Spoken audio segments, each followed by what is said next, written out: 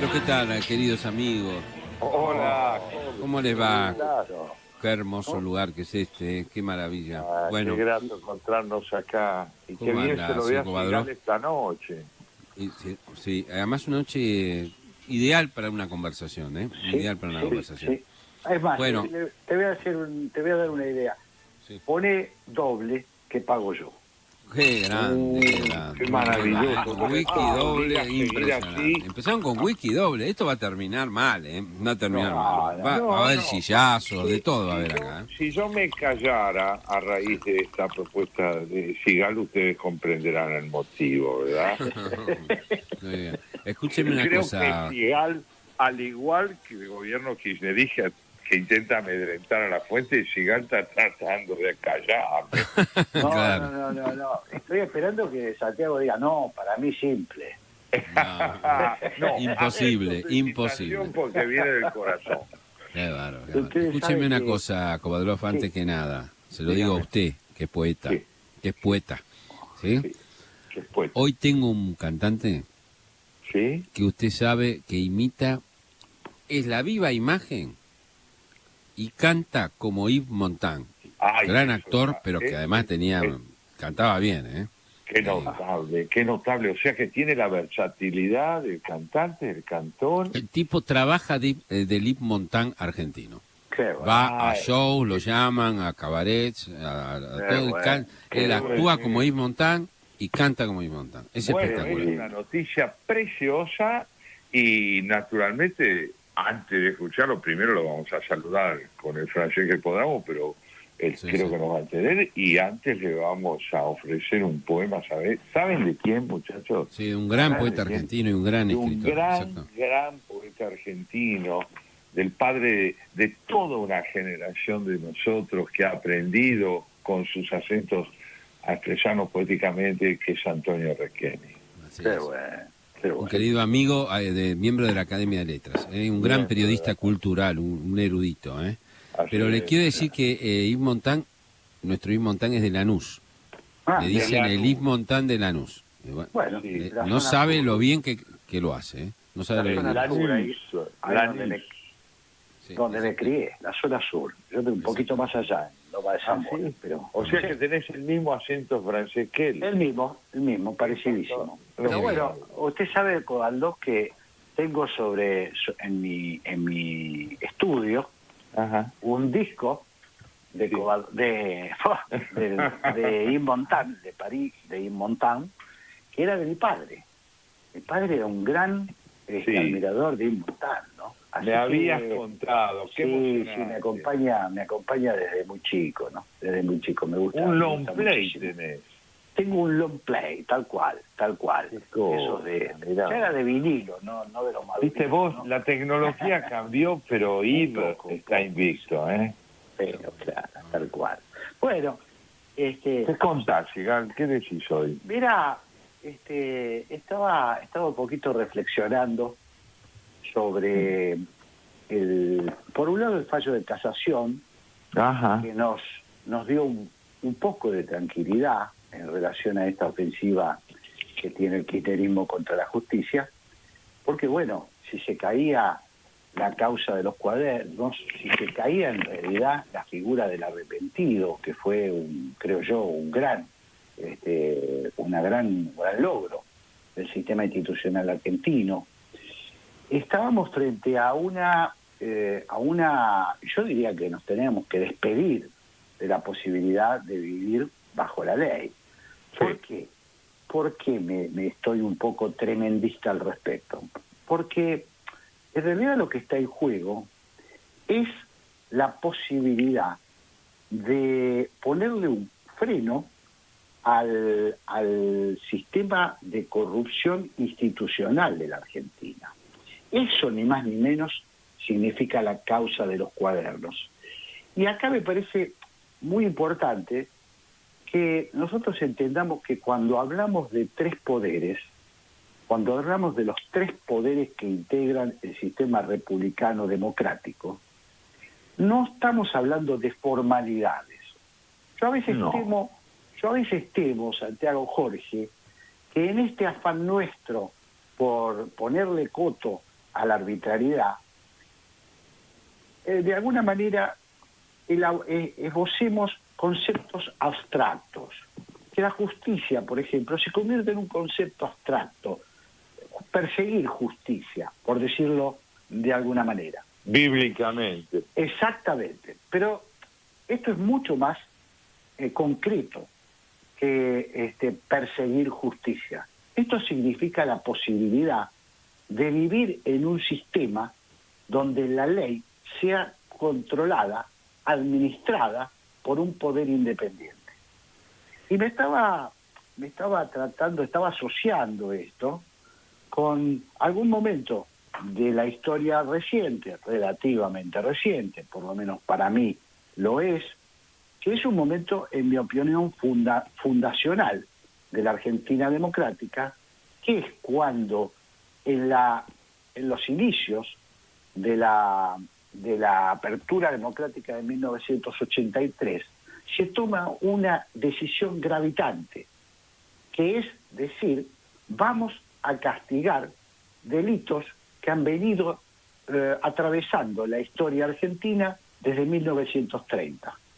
Esos delitos tenían que ver con la lesa humanidad, con la violación sistemática de derechos humanos, pero además tenían que ver con dar un fallo ejemplar que permitiera que un actor habitual de la política argentina, constituido por las Fuerzas Armadas, que era una especie de reserva, frente a lo cual el poder iba, golpeaba la puerta y aceleraba las resoluciones que la democracia debe adoptar. Y bueno, la decisión de Alfonsín, la decisión de la democracia argentina, no solo de Alfonsín, de las fuerzas democráticas de la Argentina, a pesar de la resistencia del otro proyecto que estuvo en juego en 1983 en las elecciones, que proponía aprobar la autoamnistía a los militares, que era el proyecto, la propuesta concreta del Partido Justicialista en cabeza de su candidato a presidente, Luder, Italo Argentino Luder. Por lo tanto, la decisión aquella marcó nuestros días hasta el presente. Un factor fundamental de la política de interrupción democrática de la Argentina se curó con la justa administración de justicia que hizo la Cámara Federal de la Capital Federal.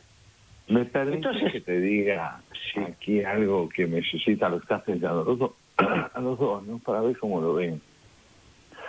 Yo tengo la impresión que vos estás señalando la importancia de la relación entre forma y contenido, ¿no? Es decir, no presumir que mantenernos dentro de las formalidades significa en realidad apartarnos de los contenidos y abandonar el significado que la ley tiene en tanto es una propuesta formal. No, estás diciendo entre forma y contenido hay una profunda relación. ¿Y por qué lo quiero recordar en particular? Porque lo que decís me recuerda que una de las características del gobierno kirchnerista es la disociación entre forma y contenido. Es decir, ellos presentan una forma que se pretende jurídica y que se pretende constitucional y sobre todo democrático-republicana, pero los contenidos que le infunden a esa forma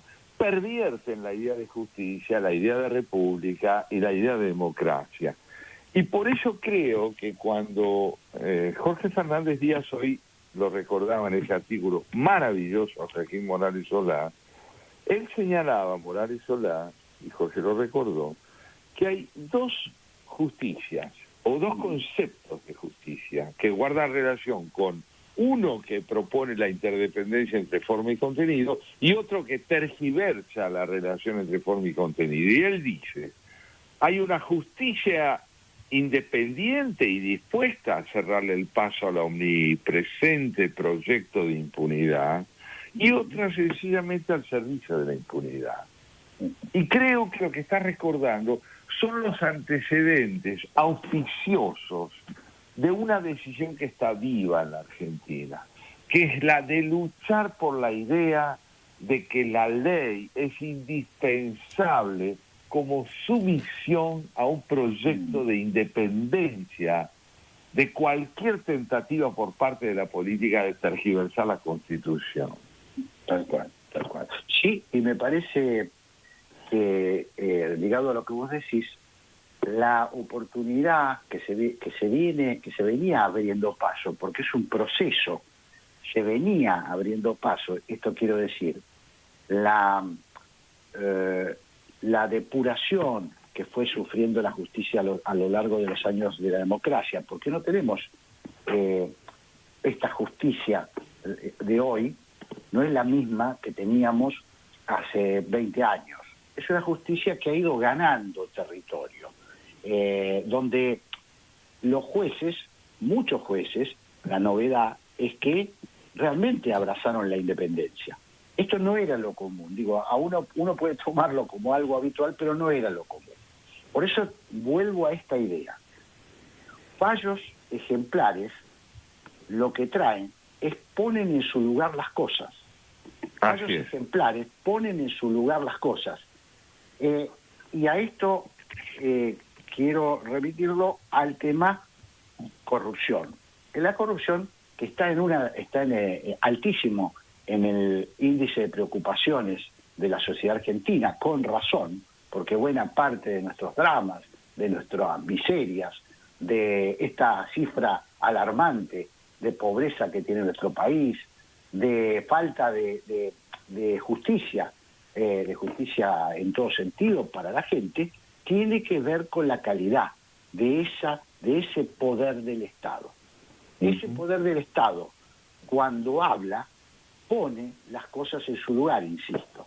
Entonces, muy bien, me parece que estamos viviendo un tironeo en este sentido, que si se resuelve para un lado o se resuelve para el otro, va a hacer que nuestro país salga adelante o se termine de hundir. Exactamente, y como solemos decir habitualmente, si tiene futuro, tiene pasado solamente, porque creo que es importante reflexionar sobre esto, ¿no? Pensándolo bien. ¿Por qué? Porque cuando la justicia da signos de fortaleza constitucional, es decir, de independencia, y alienta el reconocimiento del valor de la Constitución Nacional, esto le da confianza a la gente que sale a la calle 1, 2 y 3 y 4 veces a recordar que la condición de posibilidad de tener comunidad y no conglomerado es la sumisión a la ley, es la aceptación de que la ley tiene independencia. Y por eso me parece a mí que la decisión de la Cámara de Casación, como las actuales deliberaciones de la Corte Suprema con respecto a la presunta capacidad o posibilidad de que el ex vicepresidente de la República siga viviendo en su casa, terminan por declarar, digamos, que la posibilidad de que la ley siga siendo un elemento vertebrador de la organización social de la Argentina tenga futuro. Y creo que si son indicios aislados, son también indicios cada vez más frecuentes. Y me acordaba de algo que me pareció fantástico. Ustedes saben que hace más de 400 años, Blaise Pascal, un compatriota de este muchacho de Lanús que va a cantar después, escribió lo siguiente, escuchen esto: la justicia sin fuerza es impotente, la fuerza sin justicia es tiránica.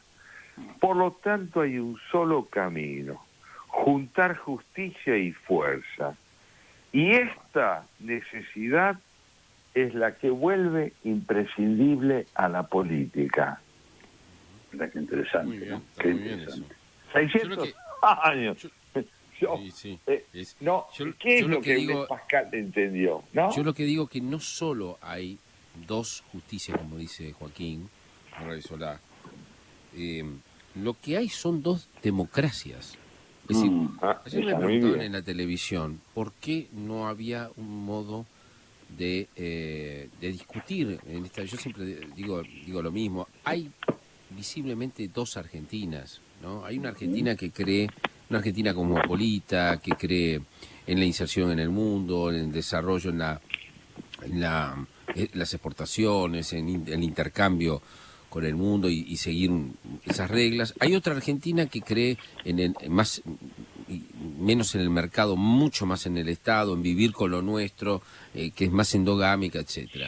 Yo creo que estas dos Argentinas podrían convivir en un bipartidismo tradicional, porque la verdad que las dos cosas son necesarias. De vez en cuando tiene que haber una fuerza que genere riqueza, de vez en cuando tiene que haber una fuerza que reparta un poco de esa riqueza, un poco de Estado, otro poco de mercado, otra. Es decir, una alternancia donde las dos Argentinas, admitamos que existen dos Argentinas, porque primero hay que admitir que hay dos Argentinas, porque si uno de ellos dice que hay una Argentina que es la patria, el pueblo, y los otros son los oligarcas, es decir, es el ninguneo de la otra Argentina. Ahí está el problema, el gran drama nuestro, me parece. Profundo drama. ¿No? Al no haber un reconocimiento de que hay dos Argentinas, claro, ¿no? Entonces no hay.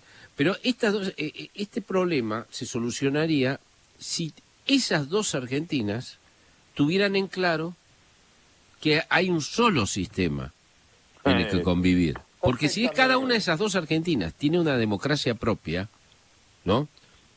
Y pongo como ejemplo la otra democracia, es decir, Gindo Infran, por decir un hombre modélico, como dice Alberto Fernández, gobernador modélico, tiene la misma teoría que los kirchneristas.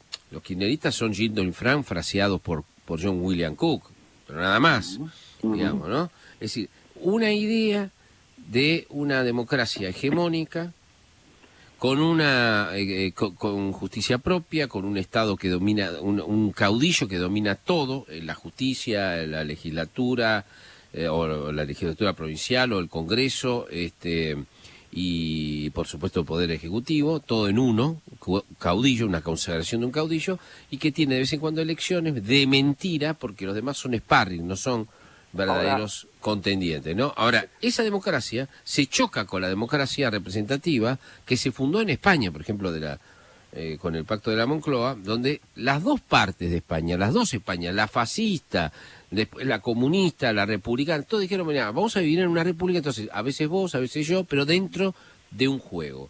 Digamos. Ese juego no es posible en la Argentina, porque hay una parte que ningunea a la otra y la quiere someter. Jorge, entonces, ¿por qué llamar la democracia a la que despliega un ejercicio de intolerancia absoluta hacia el otro? ¿Por qué no lo es, es que no lo es. Es autocracia, exactamente. No, ¿por qué no llamarla autocracia? Mira, otra cosa interesante que guarda nuestra historia y que es una lección, que es aquello que los corregidores coloniales obtelían. Los corregidores coloniales decían, la ley no se discute, se obedece.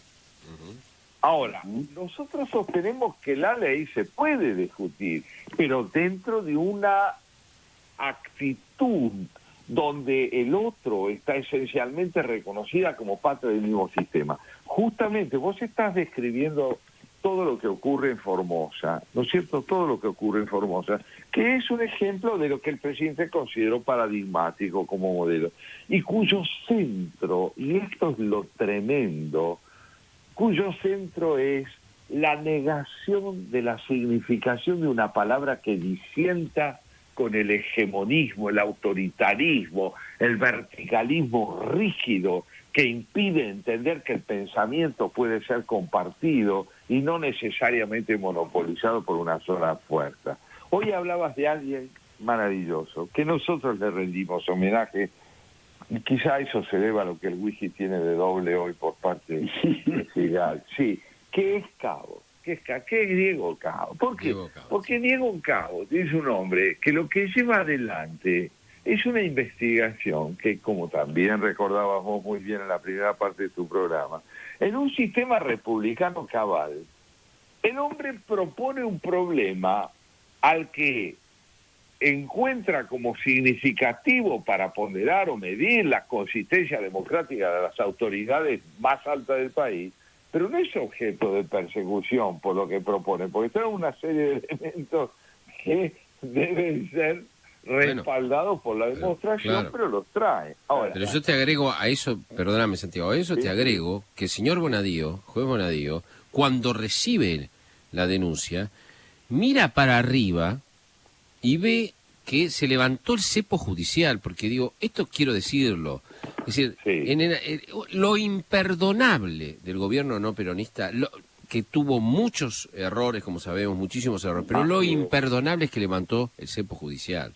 Sí, sí. Entonces, levantó el cepo judicial, el señor Bonadío se sintió libre de investigar, porque si no, Cabot le hubiera entregado a Bonadío y a Stornelli esto, y todo hubiera ido lento, se cajonearía, estaríamos discutiendo no sé qué. No, esto avanzó con una flecha porque no había, incluyendo, y quiero ahora hablar bien de Macri, porque estaba metido su primo, Así es. En esta historia, Así es. O sea, este para mí es un caso ejemplar en todo sentido, como dice Gargarella, es el caso más grande de investigación de corrupción con prueba. Se logró porque un periodista tenía la libertad de investigar y porque el juez y el fiscal no tenían un cepo judicial del gobierno de turno como hubo en otras oportunidades. Esto es lo imperdonable. Muy bien, ¿no? Me parece además lo que querido Diego Cabot, vos sabés quién es John Berger mejor que yo, Jorge Fernández Díaz, gran novelista. Tanto como vos, debo ser. No, de John Berger. ¿Sabés lo que dijo? Mira lo que dijo, qué cosa deliciosa. Porque hoy recopilé no solo la posibilidad de pensar con ustedes una vez más, que siempre una fiesta, sino algunas ideas que vienen de la historia. Por ejemplo, Berger dijo esto, y vale para Cabot. Las huellas no son solo lo que queda cuando algo ha desaparecido, sino que también pueden ser las marcas de un proyecto, de algo que va a revelarse. Y este algo que va a revelarse tiene que ver con la idea que nos trajo Sigal acerca de lo que es la justicia, cuando la Cámara de Casación procede como procede, cuando la Corte Suprema, a través de su presidente y de algunas medidas que toma, pone de manifiesto que cuando la gente sale a la calle está representada, y Cabot va a estar representado. Yo tengo la certeza de que él ya ha sembrado en la sociedad un ejemplo que acaso no se propuso sembrar, pero que mostró que es posible distinguir con calidad y con coraje la diferencia entre la retórica y la verdad. La otra cosa que me gustaría agregar es que esta causa es tan importante en sentido histórico porque es la primera vez que pone el ojo en una fragilidad de la Argentina, que es que su dirigencia política aparece muy cuestionada por los hechos. El desfile de testigos arrepentidos, mostrando esa orgía de corrupción, ese envenenamiento del sistema de representación de la Argentina, la posibilidad de revertir eso en transparencia, es un paso vital para la Argentina. Sí, es un paso fundamental. Si no resolvemos eso, la calidad democrática se parece más a lo que eso que Infran llama democracia y que no es democracia, que a una democracia verdadera. Me parece que las dos cosas se complementan. Lo que ventila Cabot es una red fabulosa de poder oculto en la Argentina, oculto no tan oculto, porque también diría que es para otra conversación, que de alguna manera en la Argentina se ha naturalizado que su dirigencia sea el llegar a la dirigencia política sea un camino de ascenso. Sí, de corporación próspera. Exactamente. Me parece que las dos cosas se tocan. Por eso es tan importante que defendamos esta causa, que defendamos las evidencias de esta causa, ¿no? ¿Sabés por qué además? Porque puede sonar simbólico, pero la gente sabe que es verdadero.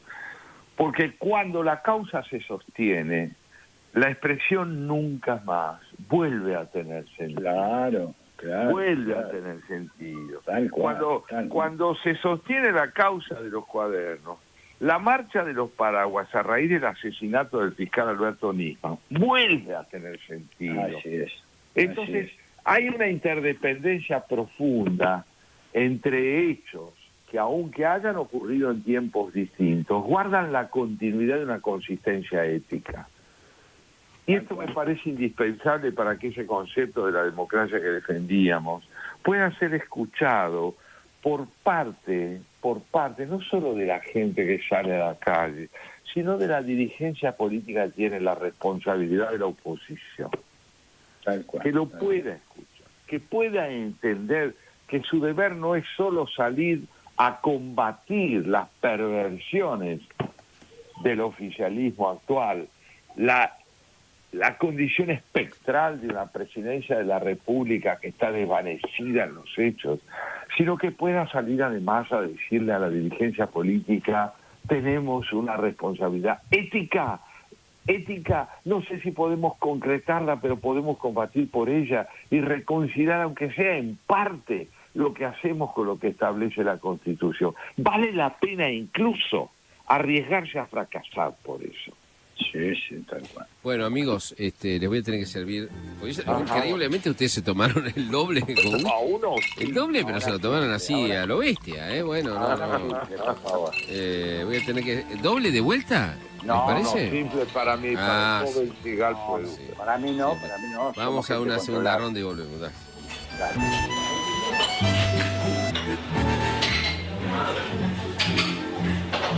Bueno, ahora ya están tranquilos, les di un doble al principio, ahora les doy un simple, están pegándole picotazos nada más.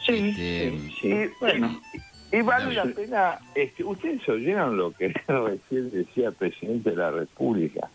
El presidente de la República decía recién: se sale de la pobreza con empresarios, con inversiones, no se sale con prebendarismo estatal, aunque no deja de ser cierto que corresponde al Estado ayudar a quienes menos tienen.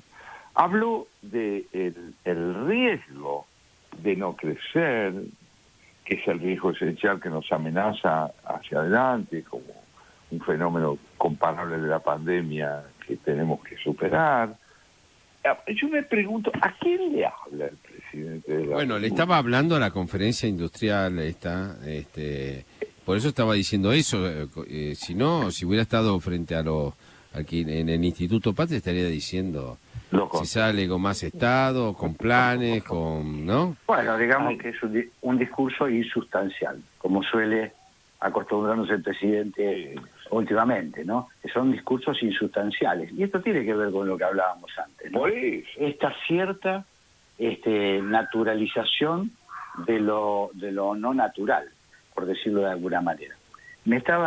Por eso me parece tan importante que esto que estábamos conversando sobre la justicia, insistamos en el tema de que si no logramos esta primera cuestión, que es parar la ofensiva contra la justicia, no vamos a poder tampoco aspirar a construir una dirigencia argentina que por convicción o por cuidado, por miedo a la ley, las dos cosas son válidas, por convicción o por miedo a la ley,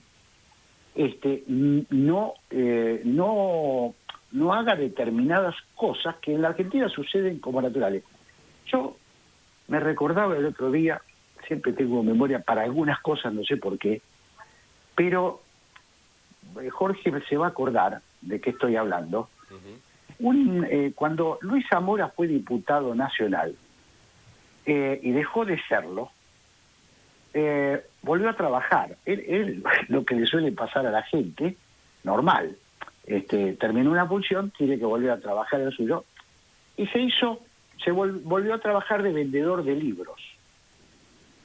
¿Qué me sorprendió a mí en ese momento? Que todos nosotros, los periodistas, hicimos nota sobre la excepción, es decir, un político que volvía a trabajar.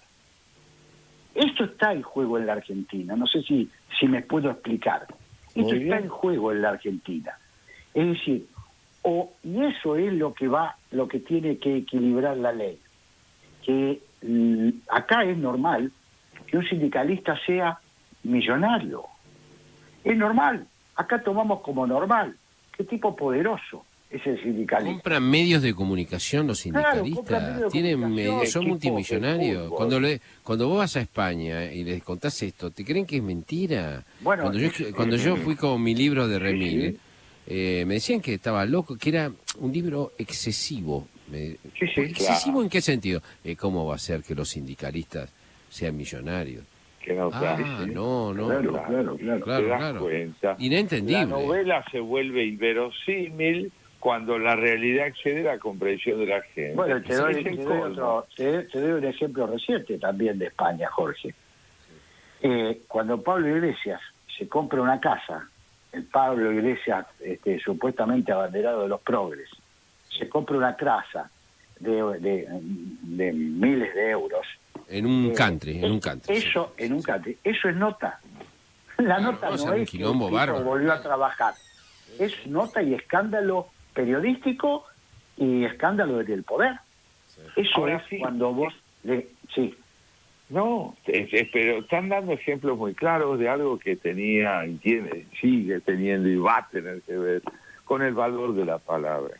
El señor presidente de la República, como señalaba bien Fernández Díaz, según con quien esté, dice una cosa.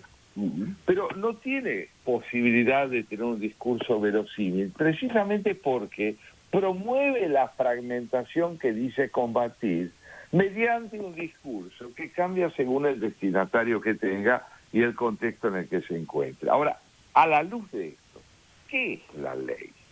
La ley es la que fuerza un discurso coherente, por miedo o por convicción, como decías vos, gigante, por miedo o por convicción, pero la ley establece la necesidad de que la palabra tenga coherencia, porque de lo contrario ingresa al plano del delito, de la transgresión, de la violación de lo que está establecido. Ahora, mientras la ley no sea capaz de controlar la enunciación de la política mediante exigencias constitucionales, es posible ser ventríloco. Claro. Estamos en un país donde, recordemos, ¿no? Un señor tiró bolsos con millones de dólares a un convento. Parece un montaje, ¿no? Si no fuera verdad, habría que... Fernández Díaz, si no fuera verdad, tendría que estar en Remil, ¿no? Sí, exactamente. Es impresionante, Recordemos, yo quiero recordarles algo. Hay una relativización de la corrupción. Claro. En marcha, digamos, ¿no? Es decir, muchos progresistas que estaban en el frepaso, que estaban en el radicalismo, que estaban, una especie de socialdemócratas independientes, realmente estaban luchando contra la corrupción junto a nosotros, contra la corrupción del menemismo, la corrupción no sé qué, hasta que llegaron los Kirchner. Cuando llegaron los Kirchner te dicen, la corrupción es un asunto de señoras gordas de Recoleta, no es importante. Es muy impresionante ese cambio, ¿no? Esa es una verdadera traición, ¿no? Una gran traición al progresismo, ¿no? Una enorme traición ética, porque eso significa, efectivamente, no entender que la corrupción al principal, a quienes más perjudica, es a los que menos tienen, ¿no? Yo quisiera preguntarles a los dos algo que ni siquiera estamos improvisando, ¿no? Pero que tiene que ver con la noche, ¿no? Hoy la UCA reveló que hay 20 millones de argentinos que tienen problemas de acceso a la salud, accesos básicos, a la alimentación, a la salud. 20 millones de argentinos. La mitad casi del país. La pregunta es, ¿por qué llegamos a esto? ¿No? Pues esto es la cuarentena, pero además es 50 años de cárceles mentales y de estupideces y de bueno, tenemos una imposibilidad para crecer nosotros. Quiero preguntarle su opinión. Bueno, yo, si me permitís, Sigal, no puedo menos que, porque lo tengo grabado en el alma, recordar siempre lo que nos enseña Carlos Nino con su libro La Argentina, un país fuera de la ley, ¿no? Esta idea que él tenía de que en la Argentina la tendencia a la ilegalidad y a la anomia, promueve la posibilidad de que los delitos, al quedar impunes, puedan alentarse a sí mismos más y más y más a expensas de la gente. Porque si la política es un recurso de enriquecimiento, la pobreza es fatalmente una consecuencia de esa posibilidad. Hay una relación directa entre la concentración de poder y dinero en una dirigencia que no es capaz de entender la función política como búsqueda de equidad, que no es prebendarismo. Equidad es igualdad de oportunidades e igualdad de recursos para poder desplegar la propia vida personal. Yo le agrego a lo que dice Santiago, le agrego algo que me parece que es profundamente cultural, ¿no?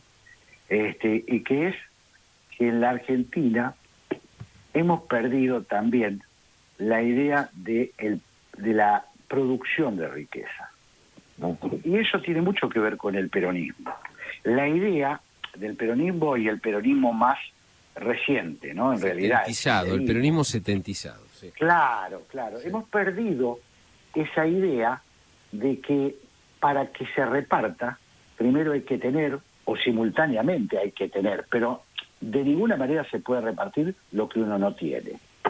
Esto es un concepto que me parece profundo, es económico, pero no es económico. No es económico. La economía es una consecuencia de un modo de entender bien a fondo. Exactamente.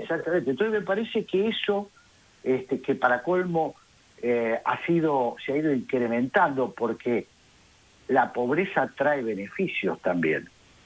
Los beneficios que nosotros no percibimos del todo, pero un gran beneficio es que la pobreza es rehén del clientelismo político y que la pobreza es rehén de los poderes clandestinos, del narcotráfico, de los poderes fácticos. Por lo tanto... Entonces, retomando lo que nos preguntaba Fernández Díaz, ¿cuál es la rentabilidad de producir 20 millones de pobres en la Argentina que no acceden a alimentos básicos? Tiene rentabilidad. La tiene precisamente porque la desesperación genera dependencia, la dependencia genera instrumentación perversa del hambre, de la falta de trabajo y demás. ¿Qué quiere decir 20 millones de argentinos también sin acceso a alimentos básicos? Bueno, la posibilidad de que el delito, la corrupción, la droga, todo aquello que quita dignidad a la existencia encuentre un terreno fértil para poder progresar y seguir segmentando a la Argentina en fragmentos alejados de la ley. Y también agreguemos que esto que se hace ahora en nombre de la izquierda tiene muy poco, yo diría que no tiene absolutamente nada que ver con el marxismo, ¿no? Porque el marxismo hablaba de producción de riqueza y en todo caso de distribución de esa riqueza. Es decir, que también hay un falso relato, el relato de los pobres, el relato pobrista, no tiene absolutamente nada que ver tampoco con la tradición de la izquierda. Es muy interesante que lo señales vos. ¿Cómo? Que es muy interesante que lo señales vos, porque vos venís de allí, y venir de allí y haberte apartado del comunismo no significa renegar de esta idea tan central en el marxismo, que es muy valiosa, y es que la producción alienta el desarrollo.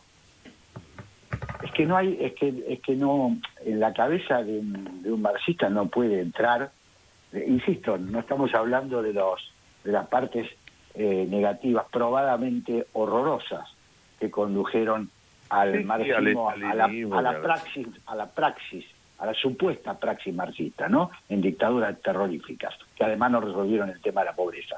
Pero estamos hablando de la pátina farsesca de una supuesta izquierda que reivindica a los pobres, pero que no tiene la receta para sacarlos de la pobreza, sino que los somete a la pobreza. En eso también tiene culturalmente mucho que ver la Iglesia, ¿no? Mucho que ver, porque la exaltación de la pobreza como virtud inmoviliza y legitima la rentabilidad, en el caso teológico, de una vida ulterior de redención, y en el caso político, la posibilidad de depender de un Estado paternalista. Y esto es lo que tanto ha señalado Loris Anata más de una vez. Así es. Por eso era tan cierto lo que hoy nos recordaba Miguel Viñasi cuando nos decía, creo que de un modo muy rico, muy sensato, que el Papa, en ese discurso contradictorio que hace llegar a los argentinos, que los que hablan por él no lo representan ni dicen lo que él quiere decir, lo cierto es que aumenta con la pobreza la posibilidad de infundirle una siniestra dignidad. La siniestra dignidad de que el que menos tiene, más significa. No, el que verdaderamente menos tiene, es el que más derecho tiene a mostrar hasta dónde, hasta qué grados de degradación lo ha llevado la explotación de un régimen estatista, populista, que se vale justamente de la dependencia para generar más y más poder hegemónico. Tal cual. Bueno, muy interesante lo que han dicho. Creo que yo lo podría resumir de una manera didáctica. El gran problema de Argentina es nuestro sistema de creencias. Claro. No es ni el déficit fiscal, ni la independencia. Es decir, es nuestro sistema de creencias. Hemos creado un sistema de creencias que es nuestra cárcel. No podemos salir de ahí, por lo tanto no podemos desarrollarnos, y por lo tanto terminamos un día, una noche, medio lluviosa como esta, descubriendo que hay 20 millones de argentinos que no pueden acceder a la comida, que no pueden acceder a la salud. Es pavoroso lo que hemos construido. Y no sabemos con cómo este salir. Sistema de creencias.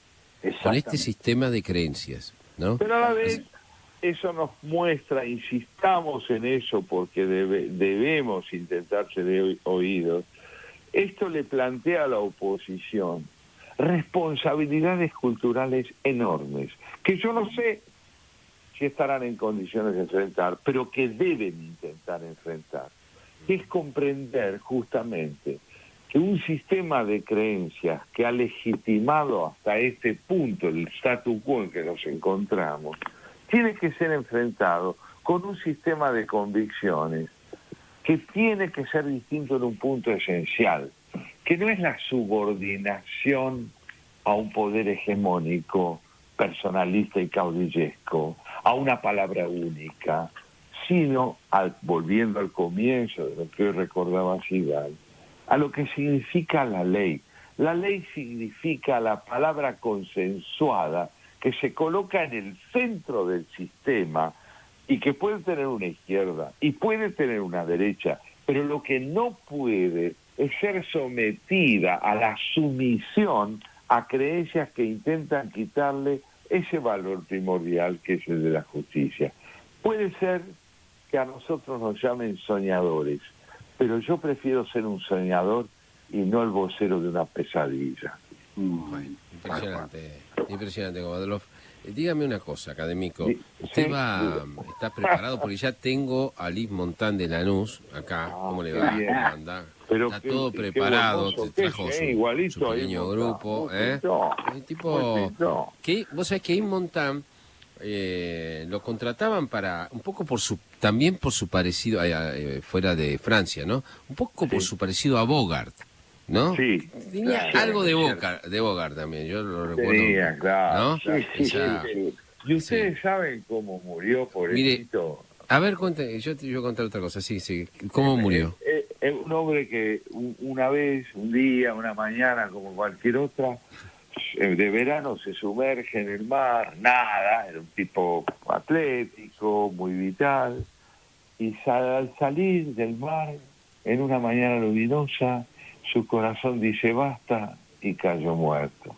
Impresionante. En el cementerio de Père Lachaise, en París, es muy conmovedor la tumba donde está Yves Montand y Simone Signoret, ¿no? Su gran amor de toda la vida, su mujer, porque eligieron un lecho conjunto de amor eterno. Es una tumba doble, digamos, ¿no? Mira. Muy conmovedora. Esa tumba es muy hermoso lo que decís. Es como la tumba de Abelardo y Eloísa. Claro, esos amantes del año 1000 que se adoraron en la disputa constante, pero al mismo tiempo una convivencia fecundísima. Y bueno, y hoy lo vamos a oír a nuestro amigo de Lanús cantar una canción. Totalmente, está totalmente preparado. Sí. Exactamente lo contrario de lo que estamos narrando. ¿Qué pasa cuando los amantes no están unidos? Pero antes les leo, si les parece bien, el poema de nuestro gran Antonio Requeni. ¿Saben cómo se llama? El vaso de agua. Y dice así: cuando me acuesto desde que era niño, pongo a mi lado un vaso de agua. Al apagar la luz, si lo contemplo brillar en la penumbra, me imagino que el agua es otro nombre de mi madre, y estoy seguro de que, ya dormido, alumbrará el acuario de mis sueños. Sombra, misterio, música nocturna que bebo a lentos sorbos o me bebe. ¿Eres tú quien me sueña en ese extraño país donde algún día nos veremos? Dormir es un ensayo de la muerte. Por las mañanas, cuando me recuerdo, muchas veces el vaso está vacío y vuelvo desganado a la rutina de calles y de rostros, mientras llega la oscuridad, el rito silencioso de llenar nuevamente el vaso de agua para ponerlo al lado de mis sueños y saber que allí estás, que me proteges, que hay algo puro en medio de la noche.